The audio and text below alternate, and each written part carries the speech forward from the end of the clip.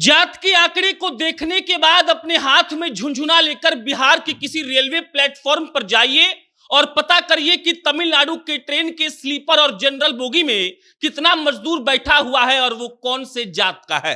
जब आप ये कर लेंगे, उसके बाद बिहार के किसी विद्यालय में जाइए जहां मास्टर साहब बैठकर पान चबा रही होंगी और मैडम स्वेटर बुन रही होंगी, और उसके बाद उस क्लासरूम में बैठे हुए बच्चों का जात पूछिए और उसके बाद आनंद लीजिए, क्योंकि हम बिहारियों को कास्ट डिवाइड देखने में बहुत मजा आता है। इस राज्य का उप मुख्यमंत्री आकर मीडिया के सामने यह कह रहा है कि यह ऐतिहासिक लम्हा है, क्योंकि जात के नाम पर अब हम नियम कानून बनाएंगे और जो जात का लोग पीछे है उस जात को हम आगे करेंगे। लेकिन उस उप मुख्यमंत्री को यह समझ में नहीं आया कि अगर एक बार बिहार के बंद पड़े इंडस्ट्री को कवर कर लिया जाएगा तो हो सकता था कि बिहार का उत्थान हो जाए। लेकिन हम लोगों को इससे क्या मतलब है? हमको सिर्फ इस बात से मतलब है कि ब्राह्मण जो है वो राजपूत से ज्यादा हो गया है, यादव जो है वो सिर्फ मुसलमान से ही कम है, और लालू जी का MY समीकरण अब सर चढ़कर बोलने वाला है। कुशवाहा लोग नाराज हो जाएंगे कि भाई साहब हमको आप लोगों ने कम गिन दिया, लेकिन इन तमाम जात के नेताओं को ये पता नहीं है कि इनके जेब में पैसा है, इसीलिए ये लोग राजनीति कर पा रहे हैं। असलियत यह है कि जिसके जेब में पैसा नहीं है वो अपना जात भूलकर कुछ भी कर सकता है रोटी और दूध पीने के लिए और खाने के लिए। पूरी कहानी आपको समझ आ गई होगी। कल से लेकर अब तक बिहार के तमाम जात के नेताओं ने अपने अपने जात का परसेंटेज बताकर ये फिक्स कर लिया है कि उनको कितना सीट चाहिए, लेकिन इस बात से किसी को भी फर्क नहीं पड़ता है कि बिहार का और बिहारियों का क्या होगा।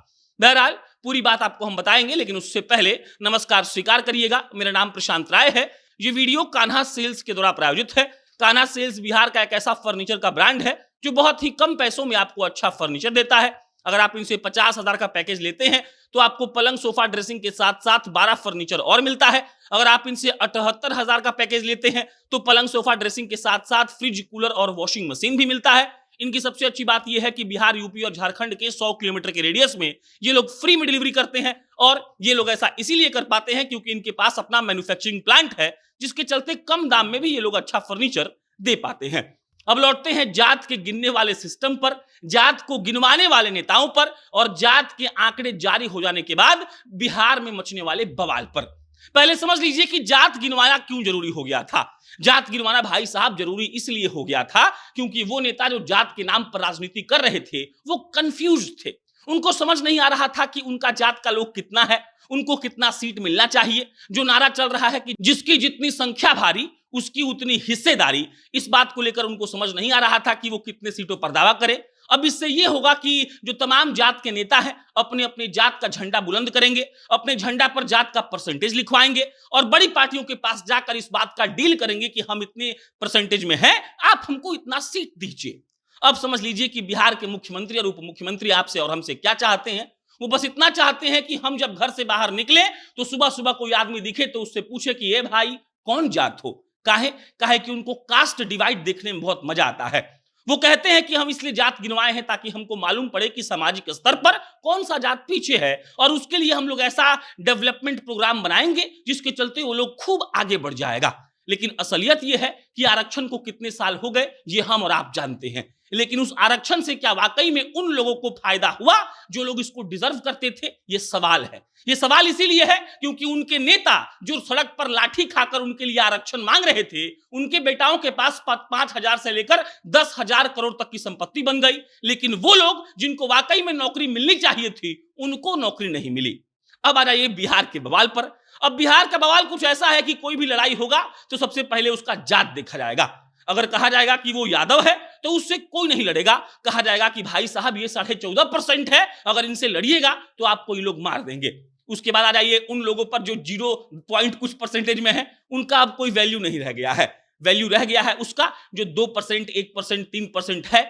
मुसलमान और यादव के बीच का समीकरण लालू जी बैठा चुके हैं, लेकिन उन्हीं लालू जी को और उन्हीं लालू जी के बेटे को इस बात से कोई मतलब नहीं है कि बिहार का कितना इंडस्ट्री बंद हो गया है हमको लगता है कि एक बार उसका भी जनगणना होना चाहिए, मालूम करना चाहिए कि कौन से साल में वो बंद हुआ और उस साल में बिहार में मुख्यमंत्री कौन था और किसके गलती के कारण वो बंद हुआ।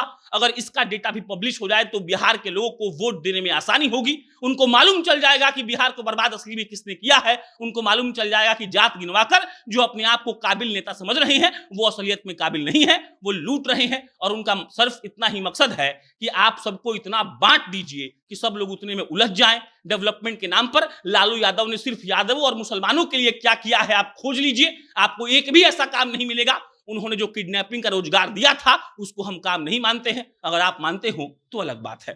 बाकी फिर जल्दी मिलेंगे, जातीय जनगणना पर 10 दिन तक समझाएंगे, बताएंगे कि जात गिनने से क्या नफा है क्या नुकसान है, यही बताएंगे कि जात के अलावा बिहार सरकार को और क्या क्या गिनना चाहिए और अगर ऐसी गिनती हो गई तो आपको कितना फायदा होगा। धन्यवाद।